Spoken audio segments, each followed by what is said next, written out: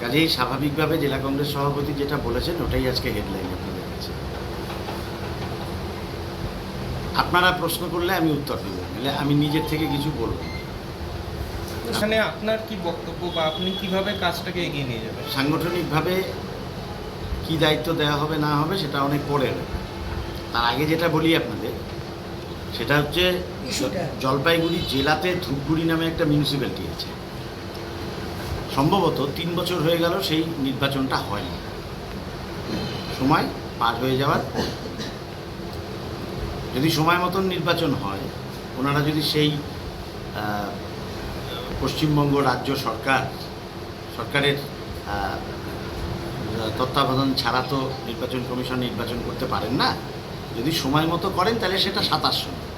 27 সনের আগে আমরা কি নিয়ে লড়ব, কী কর্মসূচিটাকে সামনে আনবো সেটা আপনাদের বলবো।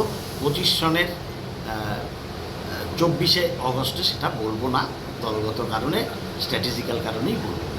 দীর্ঘ আপনি ছিলেন, জেলার বিভিন্ন অংশকে আপনি হাতের নিজের তালুর মতো জানেন।